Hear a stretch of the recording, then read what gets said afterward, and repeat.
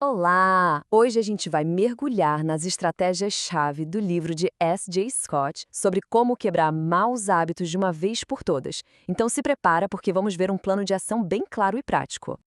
Olha só que número impressionante, 40%. É isso mesmo. Um estudo da Duke University descobriu que mais de 40% do que a gente faz todo santo dia não são decisões que a gente para pensar, são hábitos.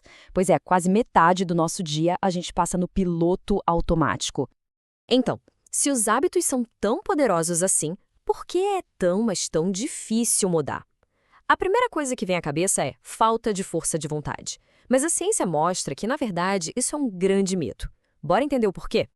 Para a gente entender isso melhor, vamos passar por 5 pontos principais. Primeiro, o tal do mito da força de vontade. Depois, vamos entender o ciclo do hábito, ver um plano de ação concreto, falar sobre a importância de um sistema de apoio e, por fim, sobre a jornada em si. Então, vamos começar pelo começo. O famoso mito da força de vontade. Por que aquela ideia de é só tentar com mais força quase nunca funciona? A ideia aqui é o que chamam de esgotamento do ego. Pensa na força de vontade como se fosse a bateria do celular. Cada decisão que se toma, cada tentação que se resiste, tudo isso gasta um pouquinho da bateria. Chega no fim do dia, a bateria está fraca, ou até acaba. E é aí que fica difícil resistir. E tem outra coisa que é a lacuna de empatia quente e frio. Sabe como é?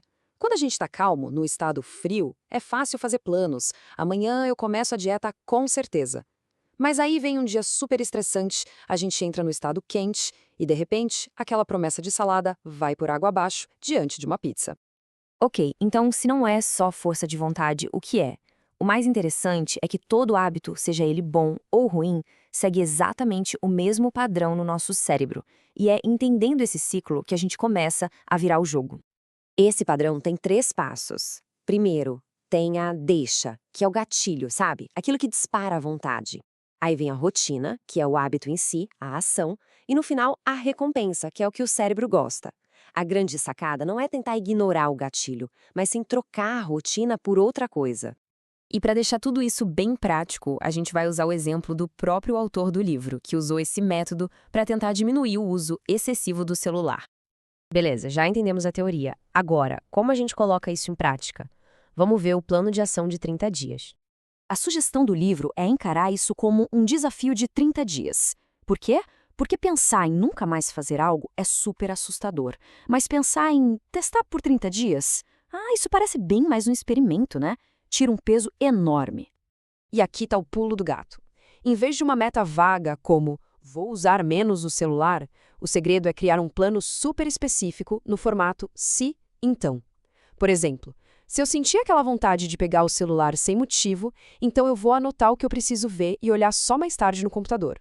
É como programar o cérebro. A decisão já foi tomada antes, então na hora H não precisa gastar força de vontade. A ideia é basicamente virar um detetive do próprio comportamento. Primeiro, identificar o gatilho. O que acontece logo antes de dar vontade? Tédio à noite, por exemplo. Segundo, qual é a recompensa que o cérebro está buscando? Talvez seja só um estímulo mental. E aí vem a parte divertida, testar novas rotinas. Em vez de pegar o celular, que tal ler umas páginas de um livro? A meta é achar outra coisa que entregue aquela mesma recompensa. Ter uma estratégia interna é fundamental, mas não precisa ser uma batalha solitária. E é aí que entra um sistema de apoio.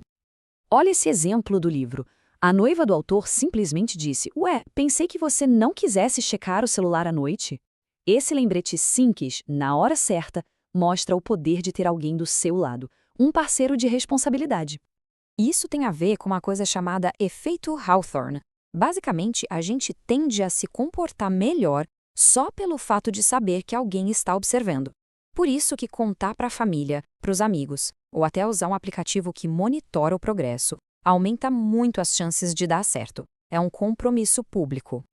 E para fechar, a gente precisa falar sobre a mentalidade. Porque a mudança de hábito é uma maratona, não uma corrida de 100 metros. É super importante entender o seguinte: deslizes vão acontecer. A meta nunca pode ser a perfeição, porque isso não existe e só gera frustração. Pensa no processo como uma estrada com curvas e não uma linha reta. Cada escorregada não é um fracasso, é só um dado novo para ajustar a rota. O perigo aqui é cair no efeito dane-se, sabe? Aquela coisa de, já comi um biscoito, então dane-se, vou comer o pacote inteiro. A grande sacada é, quando o erro acontecer, simplesmente respirar fundo, aceitar e voltar para o plano na próxima oportunidade, sem drama, sem culpa. Então, para a gente resumir as ideias principais, quebrar um hábito é desenvolver uma habilidade, não é um teste de caráter. O foco tem que ser na consistência e não na perfeição. E o mais importante, a força de vontade é limitada. Então, em vez de depender só dela, construa um sistema que trabalhe a seu favor. No fim das contas, a mudança de verdade começa quando a gente para de lutar contra os sintomas e passa a entender o sistema por trás do hábito. A jornada é o que importa. E a pergunta que fica é: qual pequeno hábito, qual pequeno ciclo pode ser o primeiro passo para começar a redesenhar hoje?